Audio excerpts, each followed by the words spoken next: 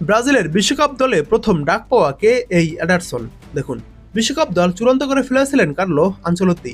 26 জনের এই দলে কেবল নেইমারকে নিয়েই সংখ্যা ছিল, কিন্তু বিশ্বকাপ শুরুর ঠিক আগ দিয়ে ইনজুরিতে ছিটকে গেছেন তাদের ডিফেন্ডার ওয়েসলি। দলে নতুন করে অন্তর্ভুক্ত করা হয়েছে মিডফিল্ডার এডারসনকে। মিশরের বিপক্ষে খেলতে গিয়ে উরুর অ্যাডাক্টরের মাংসপেশিতে চোট নিয়ে বিশ্বকাপ থেকে ছিটকে গেছেন ওয়েসলি।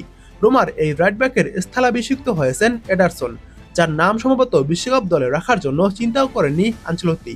কারণ ব্রাজিলে যোগ দেওয়ার পর থেকে এই মিডফিল্ডারকে খেলাননি ইতালিয়ান এই কোচ। একবার অবশ্য দলে রেখেছিলেন, সেটা 2025 সালের জুনে, কিন্তু খেলেননি এডারসন। ব্রাজিল জাতীয় দলের হয়ে এই মিডফিল্ডার কেবল 3 ম্যাচ খেলেছেন, সবগুলোই দরিবাল জুনিয়রের অধীনে। ইতালির আটলান্টার হয়ে খেলেন এডারসন। বর্তমানে ইতালিয়ান চ্যাম্পিয়নশিপে এই দলটি সপ্তম স্থানে থেকে আগামী মৌসুমের কনফারেন্স লিগের প্রাথমিক পর্বে খেলার টিকিট কেটেছে। এডারসন দলটির হয়ে 2024 সালে ইউরোপা লিগ জিতেছিলেন। ওইবার ইতালিয়ান কাপে রানার্স আপ হয় আটলান্টা। সব মিলিয়ে ইতালিয়ানদের হয়ে 180 ম্যাচ খেলেছেন এডারসন। 16 গোলের সঙ্গে আছে তার 6টি অ্যাসিস্ট। তার পারফরমেন্সের কারণে ইউরোপের জায়ান্ট ক্লাবগুলো তাকে নিয়ে আগ্রহ দেখিয়েছিল। বিশেষ করে ম্যানিউ এই মৌসুমে চলে যাওয়া ক্যাসিমিরোর স্থলাভিষিক্ত করতে তোড়জোড় চালিয়েছিল।